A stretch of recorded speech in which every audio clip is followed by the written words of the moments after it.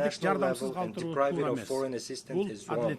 It is unjust. Геосаясий идеологиялық мақсаттарды көздеп, қаржылық инструменттерді қолдану арқылы гуманитардық кризисті құрчытуыны әділетсіздік жана адамгерчиликсиздик деп эсептейбиз. Ошондуктан биз батыш өлкөлөрү тарабынан тондурулган Афганистандын активдери 9 миллиард акш долларынан ашык акча каражатын мүмкүн болушунча тез арада мыйзамдуу ээсине, Афган элине кайтарылышы керек деп эсептейбиз. Аталган каражаттар инфраструктураны калыбына келтирүүгө, жергиликтүү банктар аркылуу жарандарга жеткиликтүү насыяларды берүү мүмкүнчүлүгүн кеңейтүүгө, айыл чарбасын өнүктүрүүгө жана жакырчылыкта жашаган миллиондогон адамдарга жаңы мүмкүнчүлүктөрдү түзүүгө жардам бермек. Бул акчаларды ушул тапта өзүңөр колдонуп, пайдасын көрүп жатасыңар. Эмне деген уятсыздык. Ушул эле Бириккен Улуттар Уюмунун маалыматына ылайык, 2025-жылы Афганистанда 15 миллиондон ашык адам ачкачылыкка дуушар болсо, 24 миллион адам гуманитардык жардамга муктаж болуп. Баарыбызга маалым болгондой, сентябрь айынын алгачкы күндөрүндөгү жер титирөөдөн улам 2000ден ашуун афган боордошторубуз каза тапты. Тилекке каршы акча каражаттарынын жетишсиздигинен жана инфраструктуранын начарлыгынан улам жабыркагандарга өз убагында жардам көрсөтүүгө мүмкүн болгон жок. Биз батыш өлкөлөрүнүн лидерлерин Афган элинин келечеги үчүн активдерин тез арада кайтарып берүүгө чакырабыз. Эгер Афган эли жакырчылыктан, ачарчылыктан тез арада чыксын десеңиздер, токтоосуз кайтарып бериңиздер. Адам укугу, мамлекеттер аралык укуктар жөнүндө сүйлөгөн сөзүңөр менен кылган ишиңер мына ошондо бири-бирине дал келет. Урматтуу жыйындын катышуучулары, Африка өлкөлөрүндөгү чыр-чатактардан баштап азык-түлүк коопсуздугуна чейинки маселелер сөз жүзүндөгү боорукердикти эмес, конкреттүү иш менен бекемделген тилектештикти талап кылат. Африка 1,5 миллиарддан ашык калкы бар, 54 мамлекет жайгашкан Евразиядан кийинки эле экинчи чоң континент. Африкада ресурстардын эбегейсиз запастары бар. Жана биз жакынкы келечекте Африканын дүйнөлүк экономикадагы жана эл аралык саясаттагы ролу бир нече эсе жогорулай тургандыгына ишенебиз. Ошондуктан Африканын эбегейсиз кен байлыктары, Африканын тез өнүгүшүнө жана кызыкчылыктарына жумшаш керек. Бириккен Улуттар Уюмунун тынчтыкты сактоо ишин күчөтүүбүз зарыл. Менин өлкөм 1990-жылдардын башында эгемендүүлүккө ээ болгондон тартып Бириккен Улуттар Уюмунун тынчтык күчтөрүн конфликт болгон өлкөлөргө жөнөтө баштаган. Бул биздин бүткүл дүйнөдөгү тынчтыкты жана коопсуздукту чыңдоого чын ыкластан салым кошууну каалай тургандыгыбызды дагы бир жолу далилдейт. Мамлекеттердин салымы алардын өлчөмү менен эмес, алардын тынчтыкка жана тилектештикке чын ыкластуу каалоосу менен аныкталууга тийиш. Биз эл аралык келишимдерди, анын ичинде ядролук куралдарды таркатпоо жөнүндөгү келишимдерди аткарууну жактайбыз. Жаш муундарды өзөктүк куралсыз дүйнөнү кабылдоого тарбиялашыбыз керек. Жаш муундардын арасында массалык кыргын салуучу куралдардын колдонуунун кыйратуучу кесепеттери жөнүндө түшүндүрүү иштерин жүргүзүүбүз зарыл. Кыргыз тараптын демилгеси менен жана Бириккен Улуттар Уюмуна мүчө мамлекеттердин колдоосу менен куралсыздануу боюнча эл аралык агартуу күнүнүн концепциясын ишке ашыруу эң сонун аянчы болду. Кыргызстан Борбор Азиядагы өзөктүк куралдан эркин аймак жөнүндөгү келишимдин демиргечилеринин бири жана депозитарийи болуп саналат. Биз куралсыздануу жана аны жайылтпоо боюнча бардык фундаменталдуу эл аралык документтерге, анын ичинде ядролук куралды жайылтпоо боюнча келишимге жана ядролук сыноолорго толук тыюу салуу жөнүндө келишимге кошулдук. Ырааттуулук принцибине ылайык In line with the principle of consistency, this year the Kyrgyz Republic made the political decision to sign the Treaty on Prohibition of Nuclear Weapons. We firmly believe that our planet must exist without nuclear weapons. This human invention must be used solely for peaceful purposes. Ladies and gentlemen, for sustainable development and regional integration, the countries of Central Asia require equal dialogue and active cooperation. Despite complex historical and geographic factors, Kyrgyzstan has peacefully resolved its border issues with neighboring countries, in particular Tajikistan and Uzbekistan. This process involved lengthy negotiations and at high political levels, expert levels, and was resolved with due respect for the interests of all sides. I can state with confidence that today the borders between Kyrgyzstan, Tajikistan, and Uzbekistan are borders of friendship, trade, and cooperation. This experience confirms that peace is possible where there is political will, respect, and dialogue, which enabled us to resolve existing contradictions and embark on a path of creation and development. Kyrgyzstan is ready to share this experience of resolving complex issues with the international community. Let us use the more than $3 trillion that are spent annually on armaments worldwide to improve people's lives, eradicate hunger, protect our environment, and clean the air. After all, there are no borders when it comes to breathing air. We all breathe the same air.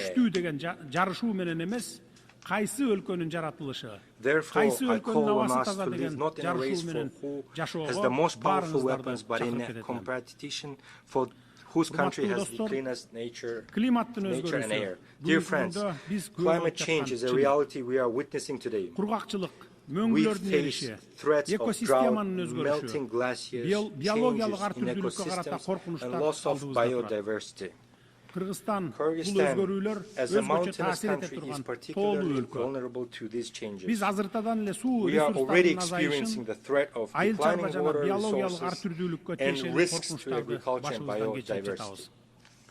Although Kyrgyzstan is landlocked, it actively participates in international environmental initiatives and can play a significant role in supporting agreements aimed at protecting global ecosystems.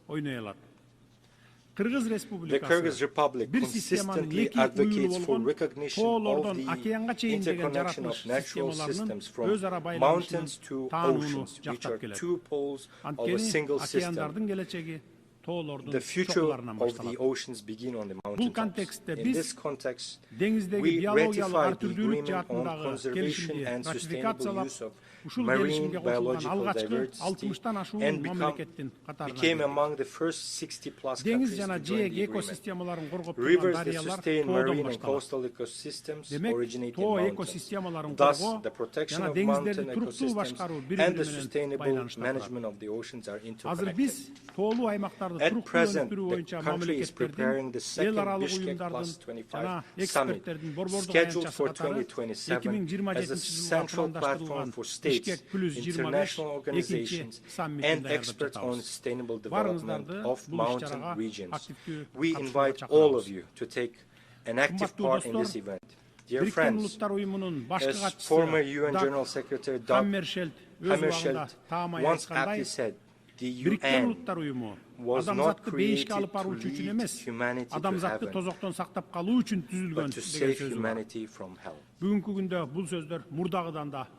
Today these words are more relevant than ever. The organization was born from the horrors of war, but lives and on thanks to faith in cooperation, dialogue and respect. Now more than ever, it is important to preserve and strengthen the system of multilateralism as a shield against anarchy and unilateral decisions. There is an urgent need to develop fundamentally new international mechanisms that adequately respond to contemporary challenges and threats. Our organization needs to change. This is no longer a choice, but a requirement of time and today's realities. In this context, we support the effort of the Secretary General to reform the UN under the initiative UN-80.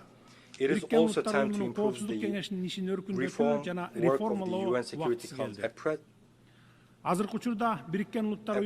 50 members of the Security Council effectively decide the fate of all world's states.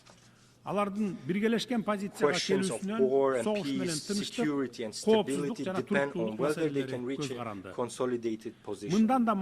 Moreover, the 5 permanent members of the Security Council can always block any decision. Kyrgyzstan advocates for a necessary measure to improve the UN Security Council in a way that takes into account the interests of majority of states. In this regard, it is important to achieve a compromise on all aspects of Security Council reform as soon as possible. This reform must be based on principles of universality, broad geographical representation, and wide support among UN member states. Kyrgyzstan considers it legitimate and fair to expand the rights of African states to membership in the Security Council and to eliminate historical imbalances. More than 60 member states, including Kyrgyzstan, have never been elected to the Security Council, while some countries have been elected 5 or 6 times. We think it's not fair.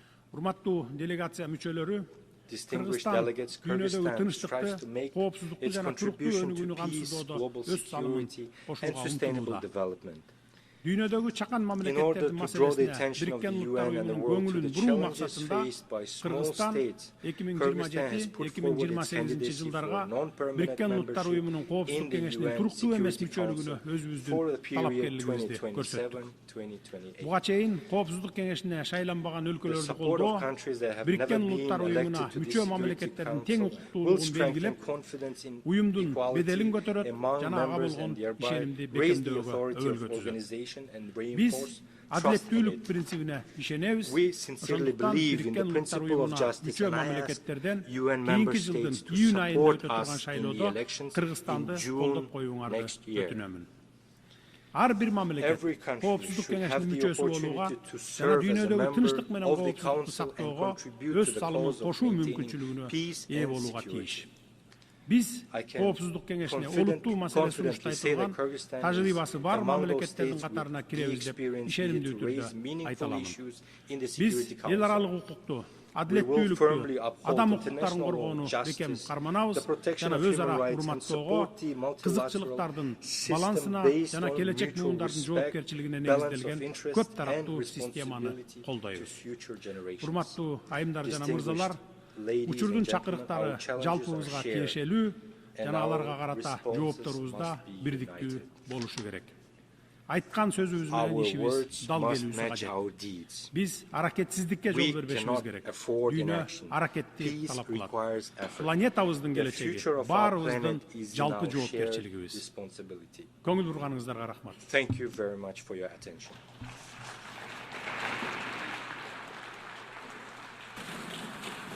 On behalf of the Assembly, I wish to thank the President of the Kyrgyz Republic.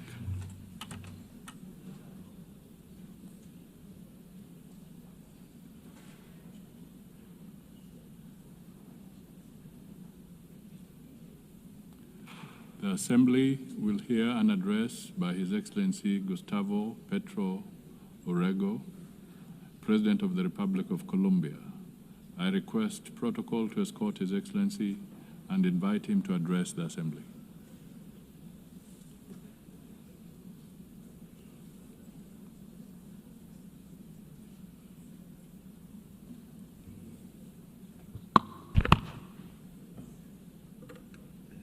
Señor presidente de la Asamblea, President. Este es mi último discurso como presidente aquí, ya es el cuarto. En el primero anuncié a la Asamblea que era muy posible que estallara un conflicto al lado de Ucrania en Palestina. Pedí que se hiciera una conferencia de paz. Los que no tenemos bombas ni grandes presupuestos no somos escuchados aquí, pero 4 años después, ya hoy, lo dantesco de la situación de Palestina no me llevó a pensar que lo mismo o casi lo mismo podría ocurrir en el Caribe colombiano cuando tiran misiles a personas jóvenes desarmadas en el mar. Entonces ahora estamos ante una situación diferente, quizás más global. La barbarie hoy es del planeta.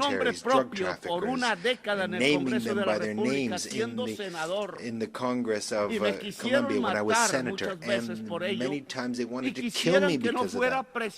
And they did not want me to become president. They wanted me to shut up. And now they don't want another progressive government to be reelected. That is why I've been personally decertified, and they have spread calumny against Colombia. Colombia has confiscated the highest amount of cocaine in the history of the country under my government, and I've been decertified. En Colombia hemos logrado detener el crecimiento de la tasa de crecimiento de los cultivos de hoja de coca rate of expansion of coca crops anual en el gobierno de Duque, 43% under the government of Duque, and has dropped to 3%, and Duque was not decertified.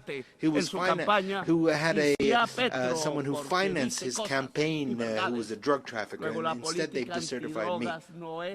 So the anti-drug policy is not aimed at the public health of a society, but rather to prop up a policy domination.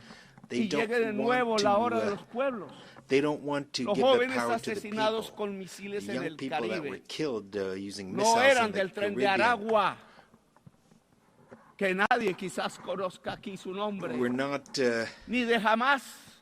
We're not from Eran Hamas. Caribeños, posiblemente they were not from other terrorist groups. They were poor Colombians. Con el perdón de quienes dominan las Naciones Unidas.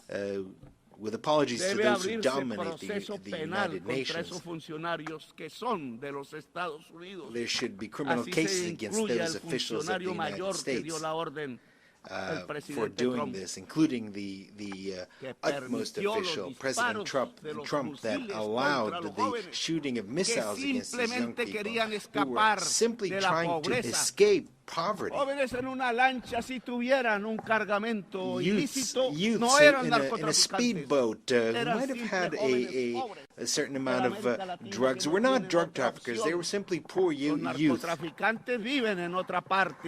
the real drug traffickers live somewhere else, not in America, not in Latin America.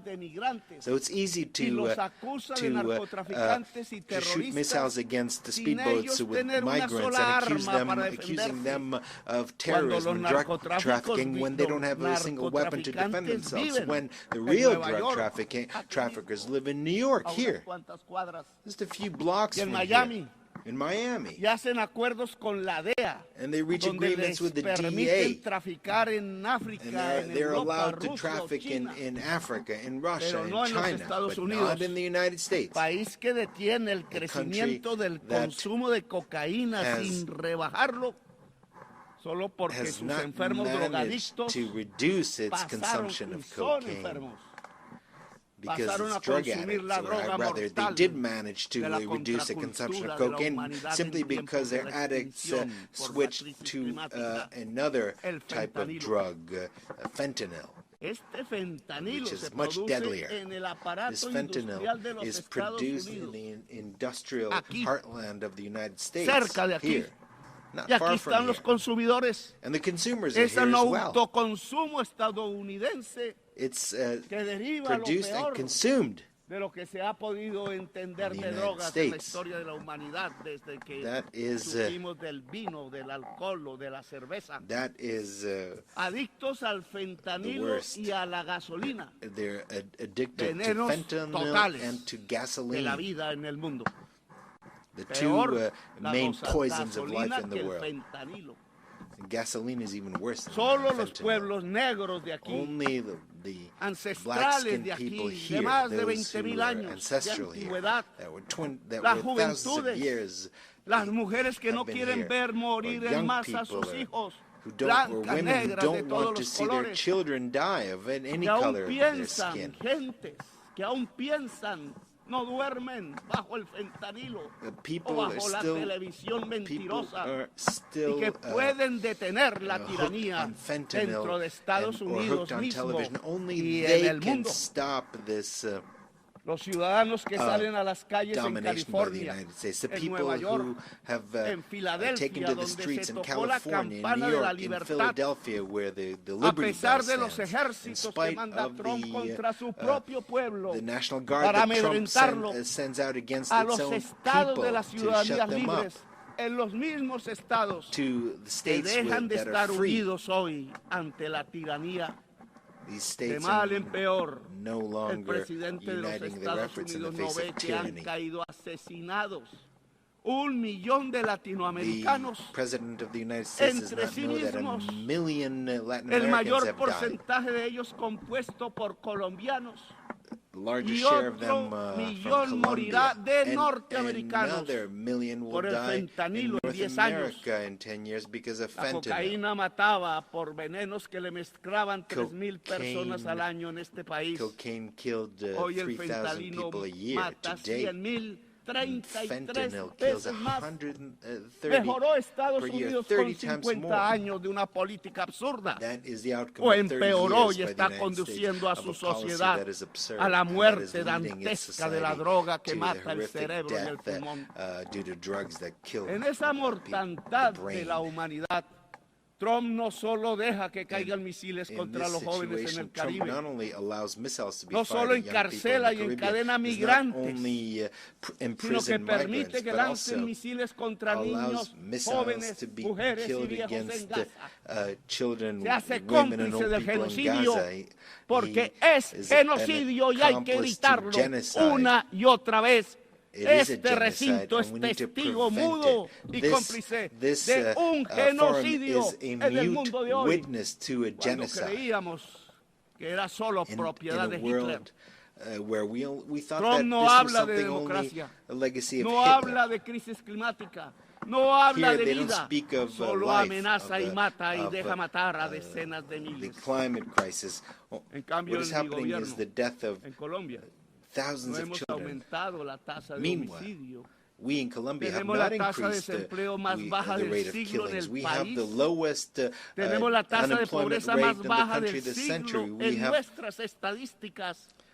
E impulsamos nuestra agricultura 10% anual real y nuestra industria al 5% anual. Y llegaron turistas como nunca por millones a mirar nuestra enorme belleza, el país de la belleza y de la diversidad natural y humana y cultural. Y buscamos paz hablando con narcos y rebeldes. No me da pena hablar siempre para salvar vidas, poniendo por principio la erradicación total de las economías ilícitas y la erradicación de los cultivos de hoja de coca por voluntad misma de los campesinos que están cansados de la violencia. No nos dejamos sobornar de los narcos, como sí sucedió en gobiernos pasados de Colombia. Y ya llevamos 25,000 hectáreas erradicadas voluntariamente.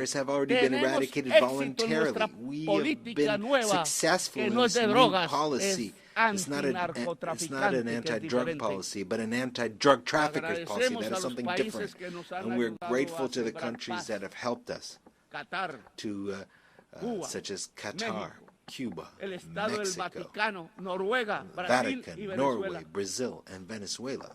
No le agradecemos a los que nos quieren llevar a la guerra entre nosotros mismos. Escuchen, señoras y señores del mundo. América Latina no es solo coca o terroristas o narcotraficantes. América Latina tiene potencialmente 1,400 gigas de capacidad anual de energía eléctrica limpia, basada en el agua, el viento y el sol. Estados Unidos en el norte, aquí, demanda todos los años 1,200 gigas de energía, que hoy son en un 70% fósiles, es decir, basadas en carbón, gas y petróleo. América Latina, si desarrolla su potencial de energía limpia, podrá limpiar toda la matriz de energía fósil de los Estados Unidos. Oigan eso. Solo falta el dinero. the entire demand of the United States for energy. What is necessary is investment, and we would make the biggest contribution to fighting climate change. Given the huge potential for clean energy and the capacity to absorb by the Amazon, para salvar la vida del planeta y a la humanidad toda. Solo se necesitan $600,000 millones. All that is necessary is $600 para desarrollar su potencial. Lo mismo puede hacer África con Europa. Africa and Europe can do the same. La suma de este aspecto de descarbonización fundamental nos daría $1.2 billion o $1.2 trillion, como se habla en inglés. Estos dineros ya están en las arcas guardados en Estados Unidos, Europa, China, pero no se mueve ni un dólar. No es rentable. O peor aún, puede ser muy rentable en términos de vida humana, incluida la vida en Estados Unidos, Europa y China. Pero no quieren interdepender de América Latina y África.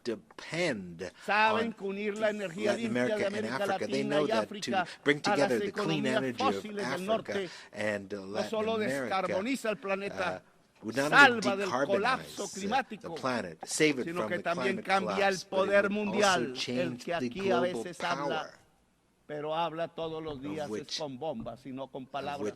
Which is discussed here, but that power is spoken in terms of bombs. Al poder una democracia global. But y cambia las relaciones de producción porque aparece primero la vida y la humanidad como prioridad sobre la codicia. La codicia es el veneno de la vida. They would edge out greed. Greed is the poison of life. Mao, pero no pensando en patrones y obreros, sino entre la codicia y la vida misma del planeta Tierra. Chairman Mao. Según la ciencia, tenemos 10 años para caer en un punto de no retorno. 10 años. Y donde ya pasemos a ese punto, no se puede hacer nada.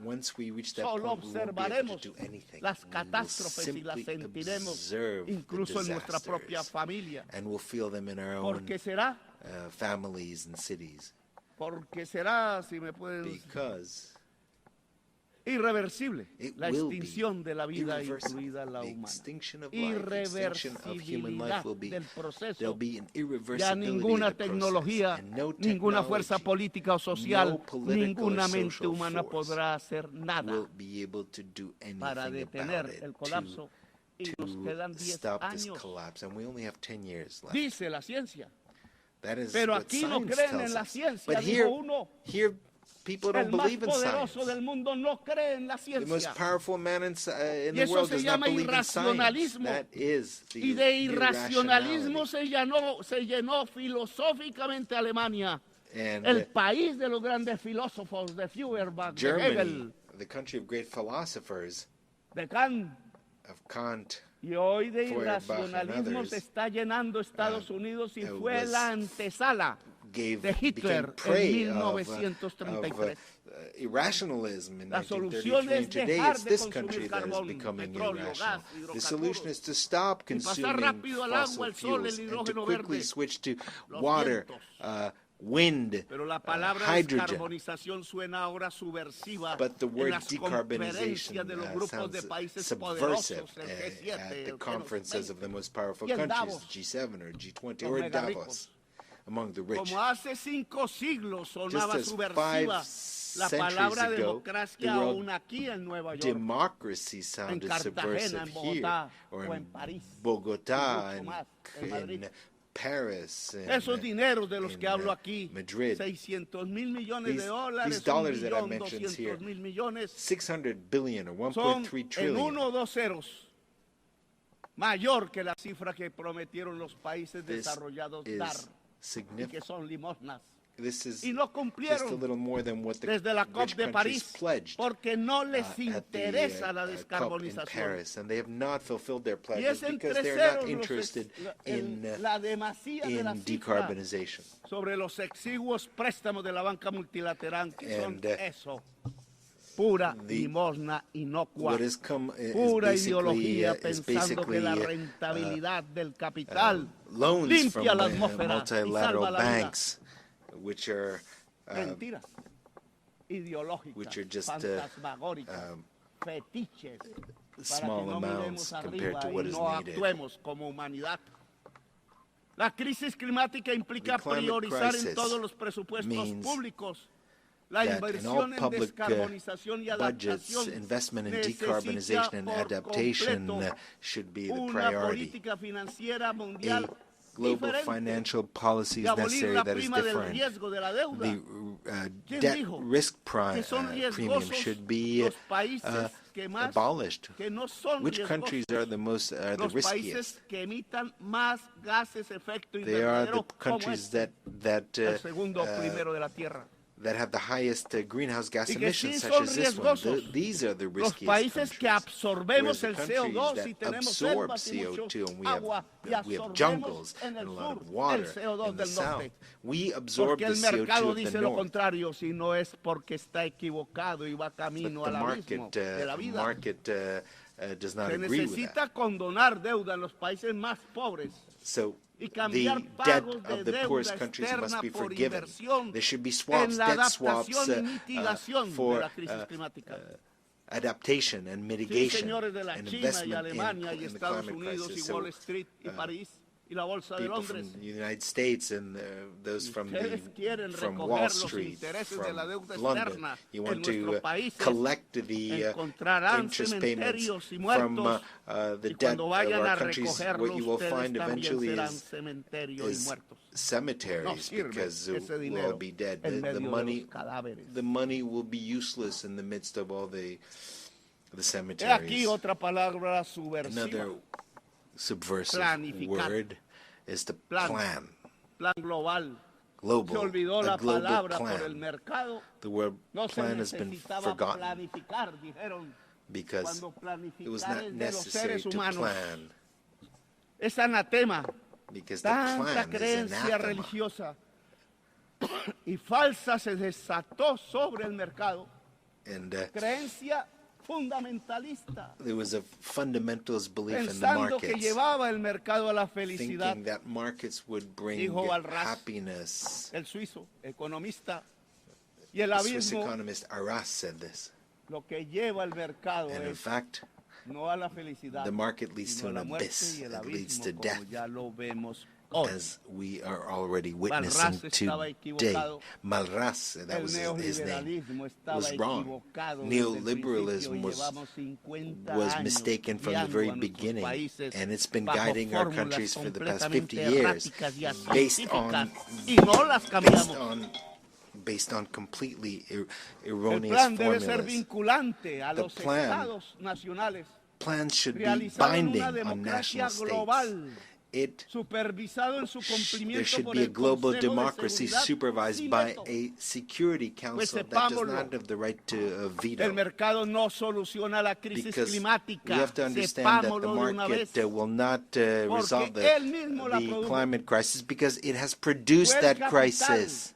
que It es was una relación humana capital, desigual entre which is quienes es based el dueño de la máquina on hambrienta de unequal carbón y relationship petróleo between those y el who asalariado own trabajador, hombre o the mujer, means that create the tiene que carbon and those who producir cada work vez más cosas who are salaried para employees. que el And patrón this is venda a esas system cosas that has to hechas produce con la more and máquina more del patrón objects que that necesita cada vez the más boss, petróleo, the owner, has to sell. lo que produjo la crisis climática. And the same thing for the production of Hacer fossil más, fuels. That is vender what has más, produced ganar más, the más climate y más, crisis. Produce usar more, cada to vez consume más, more, entonces, to sell carbón, more, petróleo hasta and thus nuestros create días, more carbon, pero more no oil hasta la until eternidad, porque ha llegado we el die. petróleo But y el carbón hasta su this final, will not que last quizás forever es el because final del carbon and capital. fossil fuels have reached the end, No es because del that is capital, perhaps será de will la mean the humanidad end y de la vida, of entonces. capital. in general, because if it's not the end of capital, it'll be the end of life. The owner of capital is an individual that has power. It's not a thing. It's not some kind of puppet. It is a human being with his greed, a slave to his greed. That is the individual who will seek to make sure that more and more oil is produced in their countries, even if it poisons his life, and continue to dig for more oil, even if it destroys the atmosphere and destroys life. So we have to choose either life or greed, either the Stone Age or local and global democracy. Freedom or death, as Bolivar said. And that was his slogan, his red and black, white and white banner. Freedom red, death black, and possible peace white. That is what is necessary, is a revolution by the peoples of the world to overcome the climate crisis and not to allow this crisis to reach a global collapse. It is a revolution of the united peoples, of civilizations that need to engage in dialogue, more than states themselves. It is a revolution of entire humanity to save life on the planet, and perhaps with the cooperation of certain governments that want to support life. Today, the United Nations is experiencing a crisis, and there's a need to transform it. Today, we have nation-states gathered here who no longer have power, and that no matter how much they vote, they are ignored, because the nation-state has also reached its decadence, its ultimate fall. Because capital has become global. It's not contained in a state. Pero Stalin no tenía las entendederas Socialism para ello y creyó más en la tribu y condenó en Yalta una revolución mundial en España, en Italia, en Grecia y quizás hubiera sido América Latina y otros. La humanidad es el nuevo sujeto político que aparece, no el Estado-nación. Y por tanto, Naciones Unidas se tiene que volver y transformar en una humanidad unida, aunque diversa. Está apareciendo un nuevo sujeto político en la historia humana, y es importante y me parece espectacular, y es que superamos la idea del Estado-nación para convertirnos en humanidad. Pero esa humanidad, para que esté unida y sea única en la acción, tiene que tener democracia en todo el mundo. Tiene que tener diálogo permanente en medio de la diversidad. Es la diferencia lo que nos impulsa la posibilidad de una coordinación eficaz de la acción a escala mundial. Humanidad que dialoga, sí. Humanidad civil, sí. Humanidad profundamente democrática, sí. Ojalá una humanidad de personas libres, que es su definición, su sinónimo, porque no puede haber humanidad esclava. La humanidad esclava no es humanidad, es bestia. Es bestia el que esclaviza, pone cadenas a migrantes, lanza misiles sobre jóvenes, acribilla con misiles niños y niñas en un poblado muy cerca donde nació Jesús. Esto ya no se resuelve con estados que hablan, y no se resuelve con gobernantes sobornados por el petróleo y dispuestos a lanzar misiles a los pueblos del sur. Un nuevo sujeto político entonces aparece, la humanidad unida y diversa en sus culturas.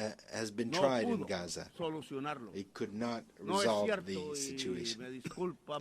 I'm sorry, I'm sorry, President Macron. We can keep insisting and insisting when every single day, every single minute, a missile is fired and destroys the bodies of babies and children in the Arab state of Palestine. Every day, there are decisions resolutions that are vetoed in the Security Council. Every day, more and more children die.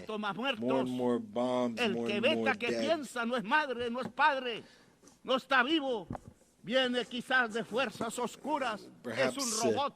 Porque no tiene corazón para vetar. El genocidio debe parar con lo que sigue a la diplomacia.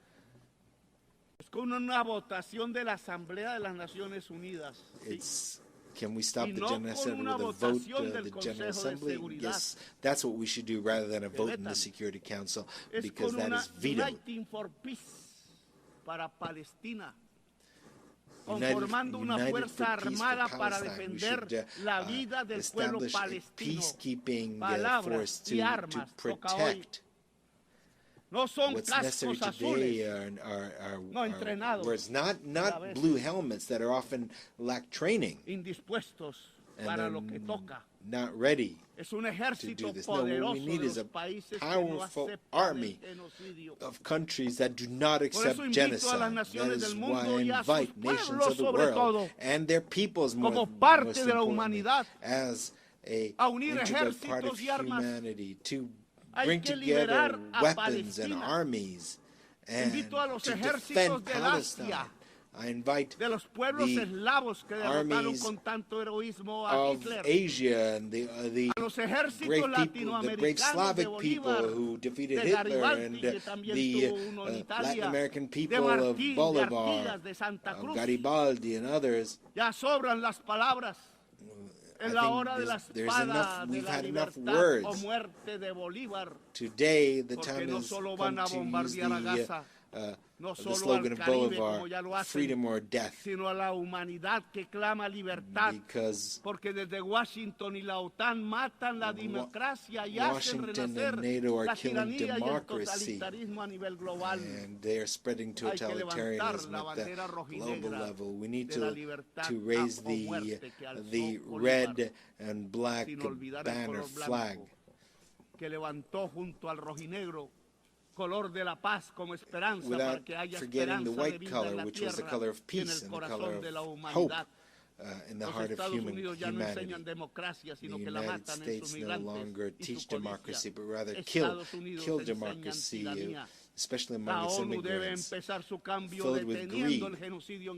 The UN should begin its change by stopping the genocide in Gaza with an army of liberation and salvation. And there should be a decision here taken in the General Assembly without any veto. After Gaza, we can start working on decarbonization so that we can found a truly global democracy and a new Security Council can be established without any vetoes and where its decisions would be binding. And the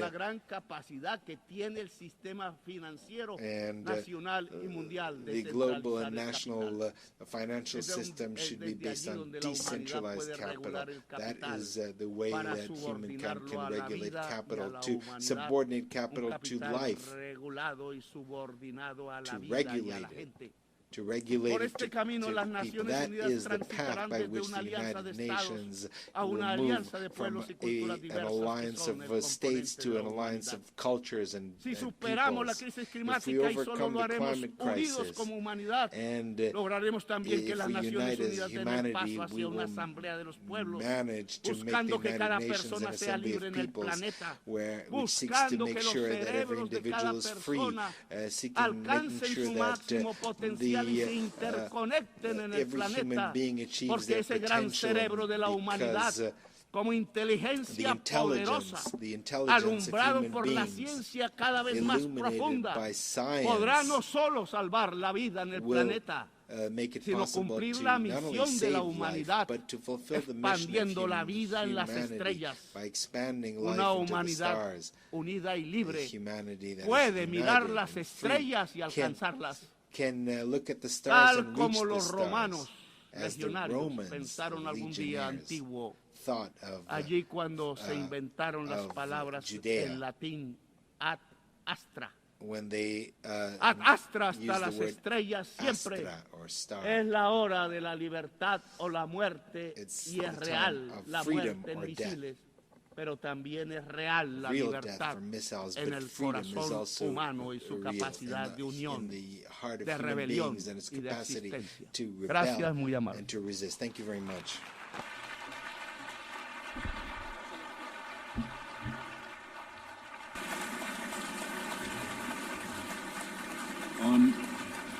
On behalf of the Assembly, I wish to thank the President of the Republic of Colombia.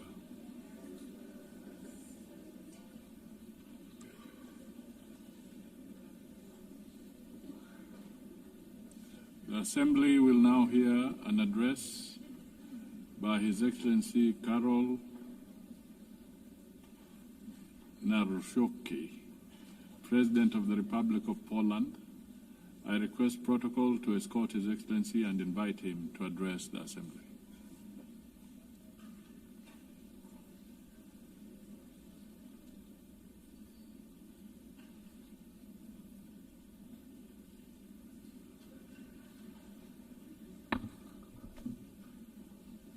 Ladies and gentlemen, Excellencies, I like and appreciate a lot English language, but I love Polish language, which epitomizes more than 1,000 years of Polish heritage, Polish culture and Polish history, so I would like to share with you Polish language. Szanowny Panie Przewodniczący, Ekscelencje, dostojni delegaci, staję w tym miejscu po raz pierwszy jako prezydent Rzeczypospolitej Polskiej. Czuję oczywiście z tego powodu wielką dumę, ale jednocześnie mam świadomość, przed jak poważnymi wyzwaniami stoimy dziś jako narodowa, międzynarodowa wspólnota. Tak w istocie jest, bowiem świat zmienił się całkowicie w ostatnich kilku latach od czasu rosyjskiej inwazji na Ukrainę. 24 lutego 2022 roku zostaliśmy brutalnie wszyscy wybudzeni z błogiego snu o świecie końca historii. Historia się nie skończyła i historia się nie skończy. Musimy mieć tego świadomość.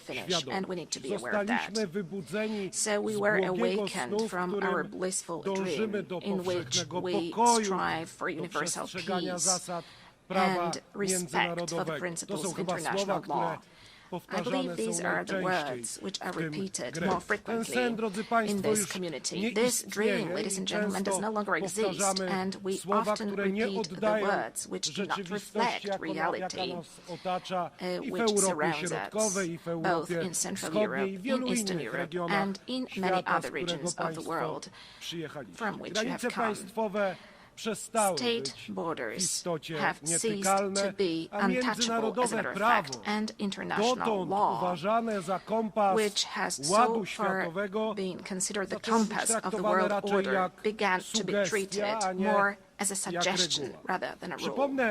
Let me remind you that shortly after the outbreak of the war and the attack of the Russian Federation on Ukraine, Polish men and women demonstrated incredible solidarity with the fighting Ukrainian nation.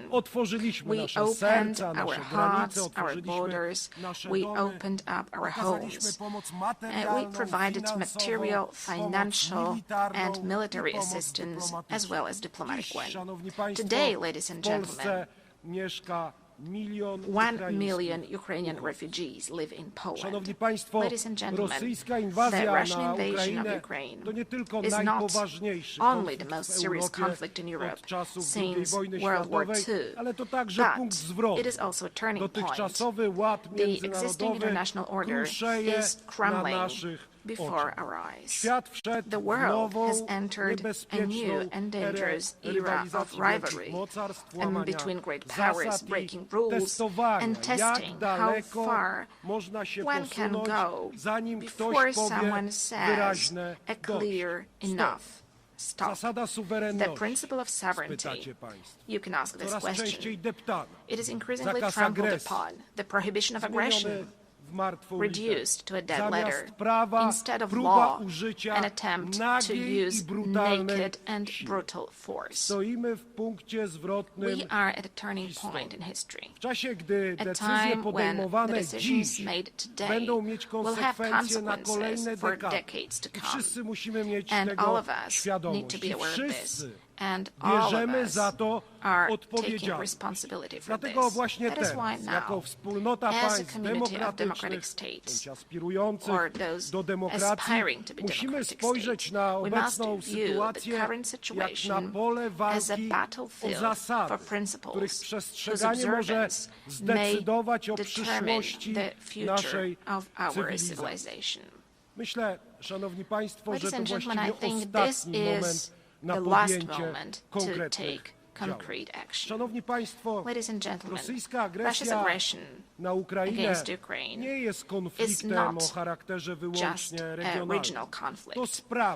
It is a test of whether the principles on which the UN is based will stand the test of time, or whether they will succumb to the weight of the imperial and colonial ambitions of a state which considers itself above the law and which has repeatedly ignored the resolutions of the assembly, of this assembly, of other assemblies, and to a certain extent all of us take responsibility for that, further repeating the words about peace and security, which have to be spoken out loud, but which should be followed by concrete action. Moscow speaks of the need to address, and I quote, the root causes of the conflict. I share this view, but I believe that the root causes of Russian aggression are primarily ideological. Russia refers to an imperial vision that treats entire nations as a colonial property. It denies them subjectivity on a regular basis, claiming that they are artificial constructs, and it justifies the invasion as a historical correction. And, ladies and gentlemen, in Poland, in Central Europe, in Eastern Europe, we know all of that. For at least, we have known it for at least 86 years. It is the same set of notions which appears also in the 21st century during our discussions, plenary sessions, and assemblies. To us in Central Europe and in Eastern Europe, this set of notions is nothing new. Whether we are talking about Poland, the Republic of Poland, in the first half of the 20th century, or whether we are talking about Ukraine today. As a historian, I view the present also through the lens of the past. That is natural. After centuries of conquests, wars, partitions, deportations, rapes, and crimes, in the 20th and the 21st century, Russia has simply not abandoned its imperial ambitions. One of my great predecessors, the late President Lech Kaczynski, understood this perfectly well when he spoke in front of the Georgian parliament in 2008. His words, spoken at that time, have stood the test of time. President Lech Kaczynski said, ladies and gentlemen, today Georgia, tomorrow Ukraine, the day after tomorrow the Baltic states, and later, perhaps, it will be time for my country, for Poland. When Russia attacked Georgia, it was not clear to everyone that this was only the beginning of the Kremlin's new imperialism.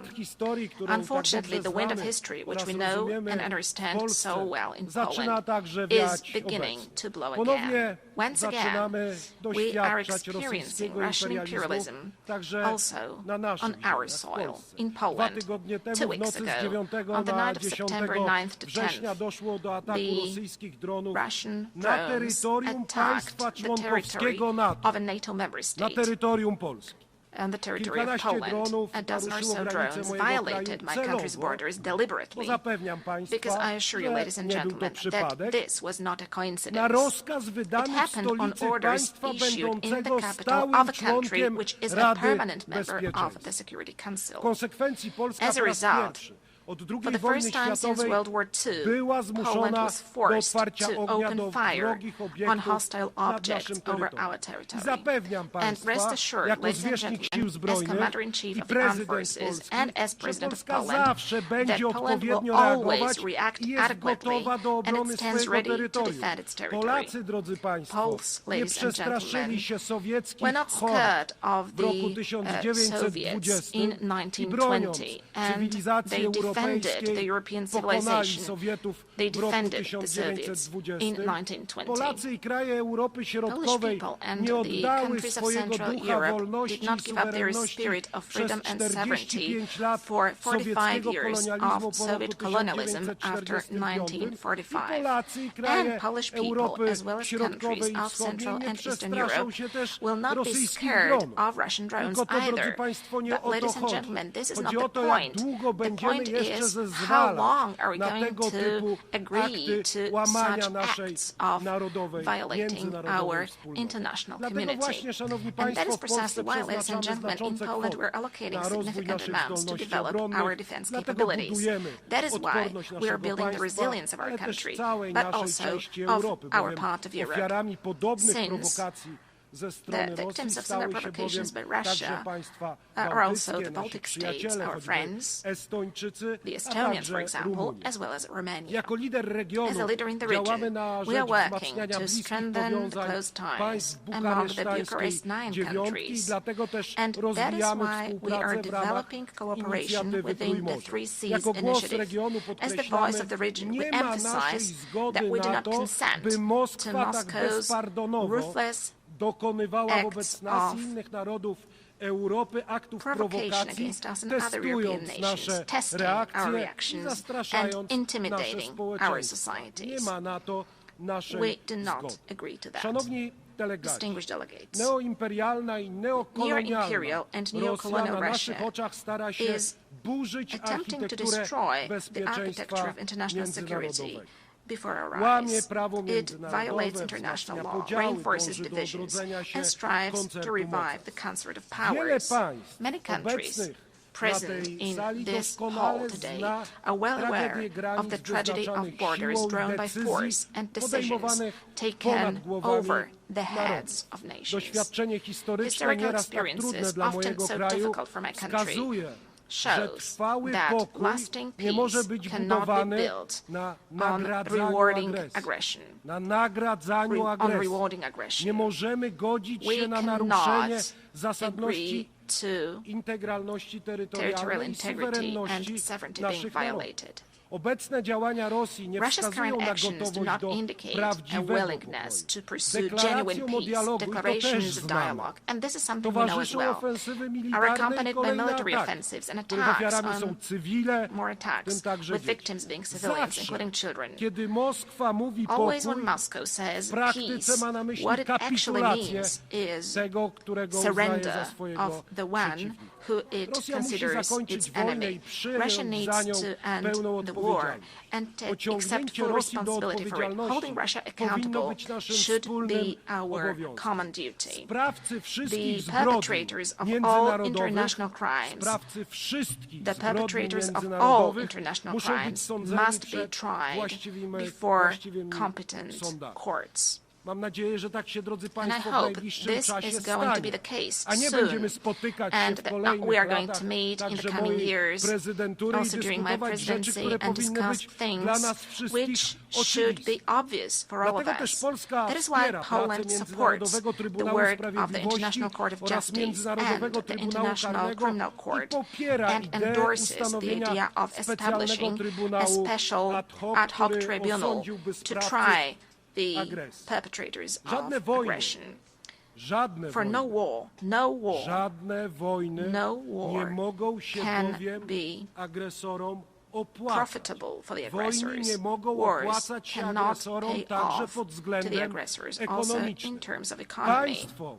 States and nations deserve full compensation also from those who started the Second World War. Because if we want to build a community of states, of democratic states, a common European Union, then we have to agree together that war must not pay off in terms of economy to any aggressor.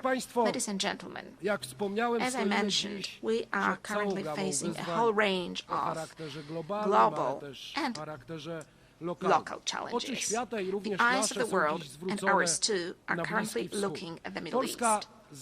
Poland, like many other countries in the world, is following with concern the situation in this region, in the Middle East, where, as a result of the brutal attacks by Hamas on October the 7th, 2023, the conflict has escalated. Israel, like any other country, has the right to self-defense. Actions undertaken by Israel, however, must comply with international law, including international humanitarian law. Poland continues to advocate for a two-state solution to the conflict in the Middle East in such a way as to give both the Palestinians and the Israelis the right to live in peace and security. Poland consistently supports international efforts to improve the situation in the Middle East and calls on the UN to take action. Ladies and gentlemen, Poland has no colonial past, which is why we are a reliable and trustworthy partner for Asian and African countries. What is more, we ourselves, we Poles were victims of colonial policies pursued by superpowers, so we understand perfectly well the instruments used by neo-imperial powers, and we do not consent to them destabilizing certain regions of the world. As President of the Republic of Poland, I will pay particular attention to developing our cooperation with various regions of the world. I'm referring to the African continent. We can all see how the ongoing wars, conflicts, and terrorist attacks undermine the efforts of proud African nations to live and develop in safe and just conditions. The world must stand with all those affected by insecurity and help them restore peace. We do not consent to neo-imperial powers destabilizing, for instance, the Sahel, in order to arbitrarily manage global migration flows or apply migratory pressure, nor do we consent to international criminal groups profiting from human trafficking and slave labor. We also want, and it is obvious as Poland, to develop relations with the countries of Asia and the Pacific. The role of this region in shaping the international order in the 21st century has significantly grown. This dynamic economic development is, however, accompanied by growing geopolitical tensions, which affects stability, prosperity, and security also in other regions of the world.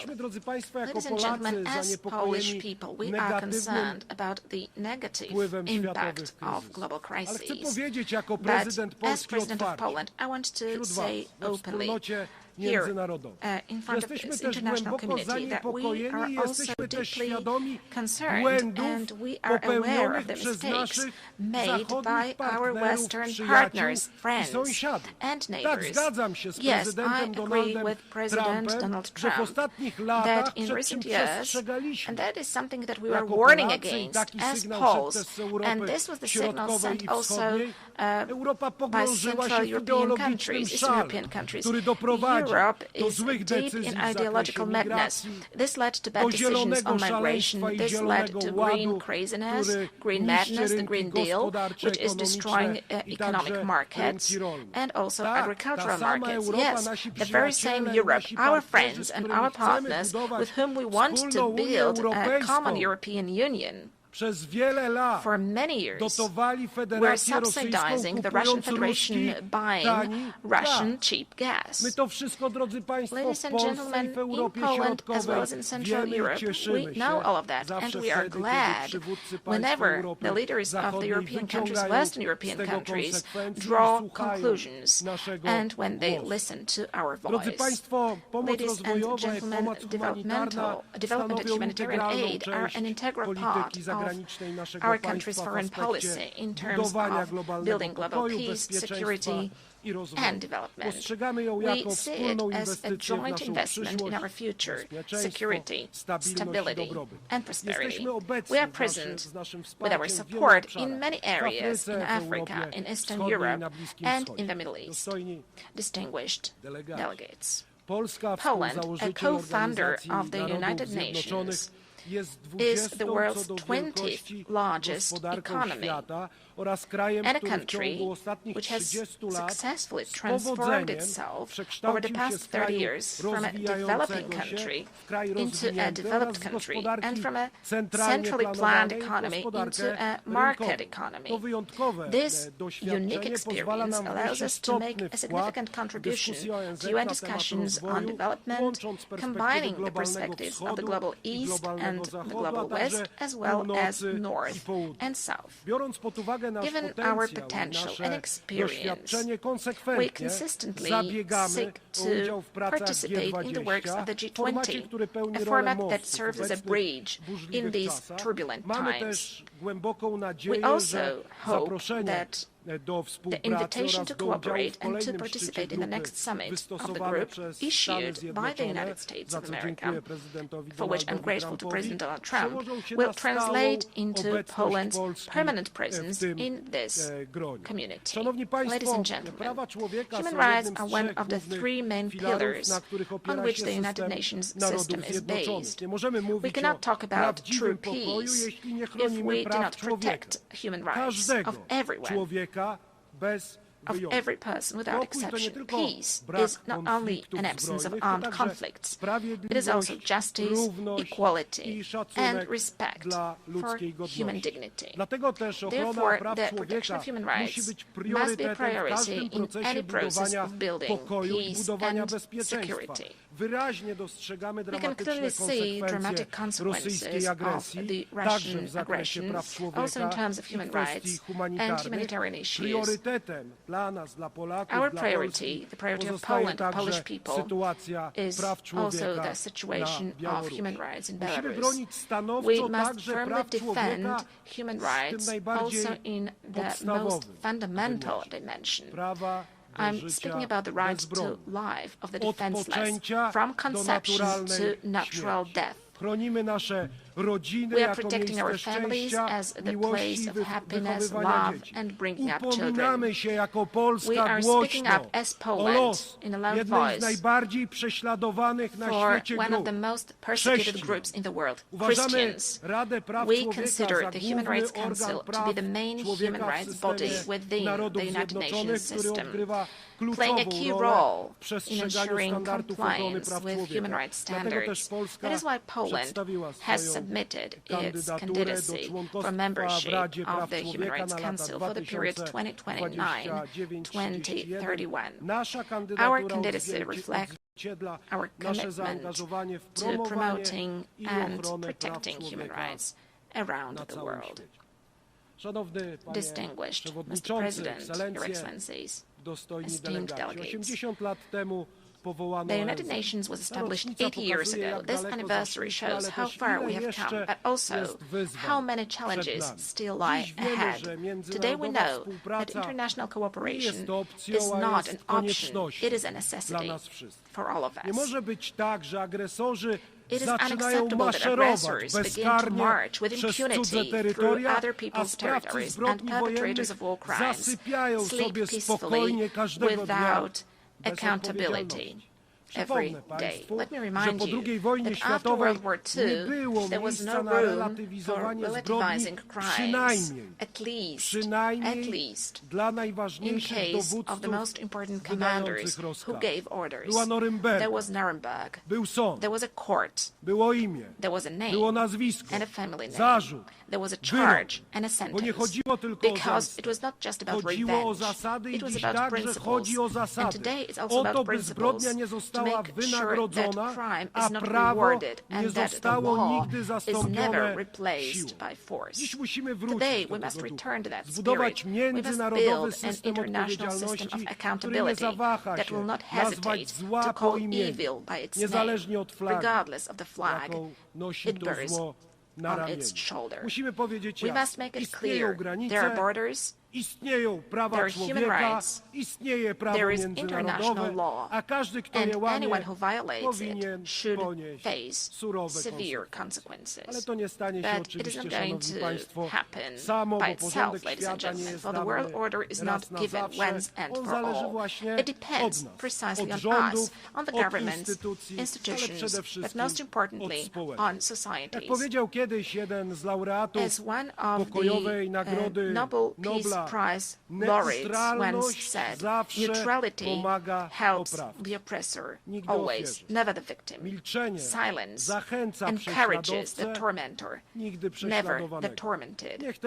Let these words be not just a warning, but also a call to action. To thank the President of the Republic of Poland.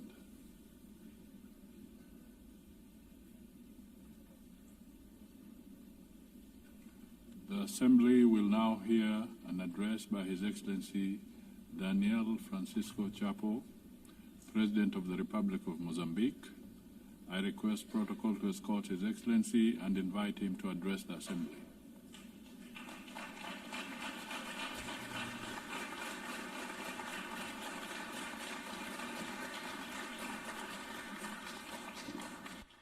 Muito obrigado.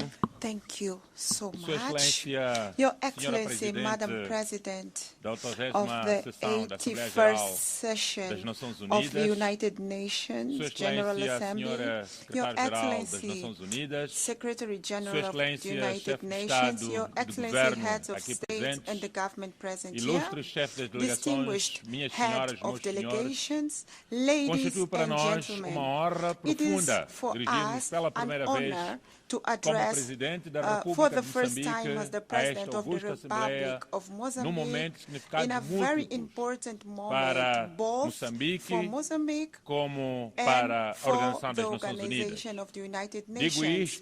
I'm saying this celebramos 50 anos da nossa independência nacional, 50 years of our admission as full members of the UN, and 80 years of these big organizations. Gostaríamos de saudar e felicitar a Senhora Presidente, Sua Excelência Annalena Baerbock, pela presidência da 80ª sessão, bem como enaltecer o trabalho do Presidente cessante, Sua Excelência Philemon Yang, que fez excelente trabalho.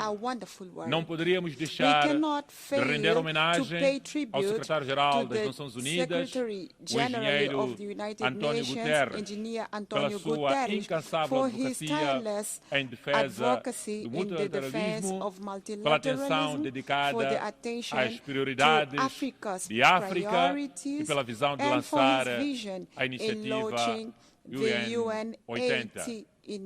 Hoje, envolvidos 80 anos desde a sua criação, testemunhamos com satisfação to witness the progress that the United Nations has helped to achieve. The independence of the Republic of Mozambique, as well as the many African countries and other continents of this planet, This is one of just one of the evidence of this legacy of the UN. Despite multiple challenges that the UN faces, it remains firm at the forefront of the global processes, which is why we emphasize that any reform effort aimed at making it more responsive and with better capacity to address contemporary realities will only be complete when we include the reform of the Security Council of the UN. Your Excellencies, the year 2025 has tested the limit of multilateralism with the United Nations at the epicenter.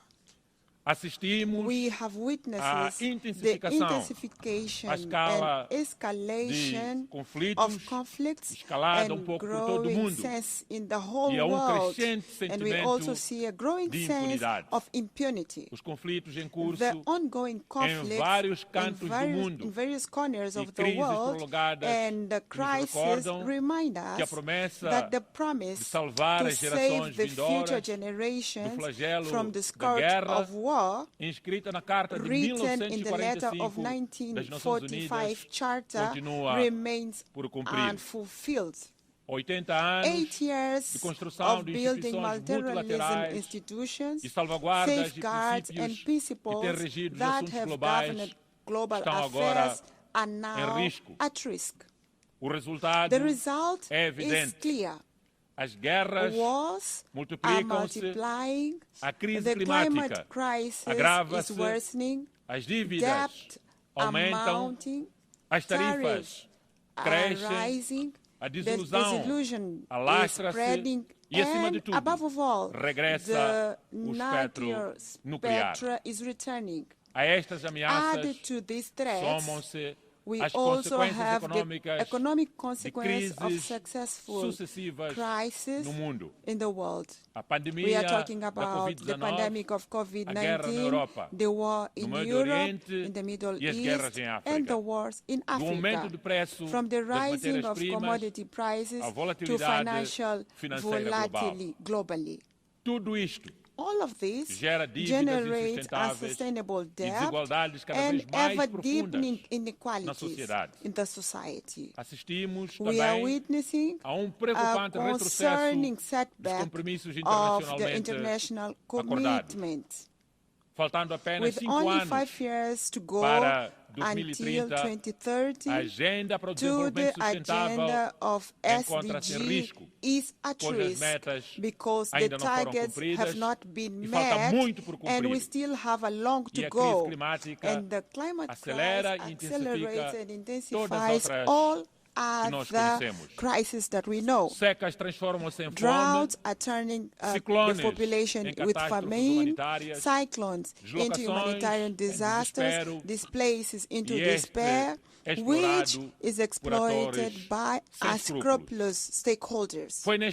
It was in this context that the historic opinion of the International Court of Justice of 23rd of July 2025 unequivocally reaffirmed that the states have binding legal obligations to protect the climate and the environment from the greenhouse gas emissions. This is a milestone of universal significance. For countries such as Mozambique, which bears no historical responsibility for the climate crisis, but are amongst those that are the hardest hit by its consequences. Droughts, cyclones, floods, inundations. This decision is very important. It's a legal principle for us. It's a call to climate justice, it's a call to global solidarity and immediate actions from the side of all of us. The environmental crisis is compounded. A decisão by the technological challenge. Artificial intelligence and other emerging technologies offer extraordinary opportunities, but also serious risks of exclusion, manipulation of the society, and even militarization throughout autonomous weapons. These advances pose new challenges to the defense and human dignity, justice, and labor. As long as we do not fully understand how these models work, we cannot entrust them critical tasks without robust safeguards in place. Otherwise, we are going to destroy the world. For that reason, Mozambique advocates a technological and climate diplomacy capable of regulating risk and democratizing benefits through genuine transfer and sharing of knowledge, of technology, so that the science and technology are not factors of exclusion, but rather instruments of climate justice and inclusive development in the world. Faced with these interconnected challenges, our continent, Africa, can and must play an active role in defining international roles and standards, formulating principles and scientific ethics, and determining research priorities, ensuring that technology innovation is always at the service of the humanity and not at the service of destruction of the humanity. In face of this crisis, the isolation is not the answer. Constructive dialogue and strengthening of multilateralism are. The Pact for the Future, adopted in 2024, offers concrete and innovative responses for a launching of multilateralism adapted to challenges to the 21st century. Mozambique, as an African country with vast natural resources and unparalleled culture wealth, has distinguished itself in the promotion and strengthening of democracy in the African continent. Since we moved forward with political pluralism, we've been working tirelessly and to consolidate the foundation of a robust democratic system, holding regular and transparent elections that reflect the will of people and ensure that every Mozambican citizen has the voice and a say in the decisions that shape the future of our nation in Mozambique. Indeed, our presence in this podium is a result of a free and a transparent process of the Mozambican people, from Rovuma to Maputo, from Zumbo to Indico, and in the diaspora. We have historically had an ongoing commitment to dialogue and building bridges between different political and social actors. This commitment to the dialogue was crucial for the lasting peace achieved after decades of conflict and for the political stability that we enjoy today in Mozambique. Currently, Mozambique stands out for its ongoing efforts to promote an inclusive national dialogue, which the public consultation phase was launched on the 10th September. We are working to ensure that all the sectors of the society, regardless of their origin, political, societal, or economic position, they all should be heard and have their concerns taken into account in the national decision. This process will not only strengthen the Mozambican democracy, but also ensure that the country development is truly reflected the needs and aspirations of all Mozambicans without exception. We do believe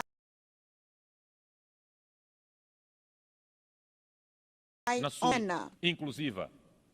Estamos orgulhosos do caminho percorrido até aqui e reafirmamos orgulhosos do caminho percorrido até aqui e reafirmamos o nosso compromisso inabalável de continuar avançando como um exemplo de democracia em África e convivência pacífica no continente e no mundo. Orgulhamos-nos igualmente to have promoted during our term the Security Council, where we were non-permanent members, the presidential statement on Africa about the role of Africa in global affairs, as well as to have contributed for the historic resolution 1719-2023, which paved the way for the predictable and sustainable financing of the operations of support to peace in African Union through United Nations treasure. These milestones confirm that Africa is not only a beneficiary of multilateral order, but also an indispensable actor in the reforms and revitalization. It is in this sense that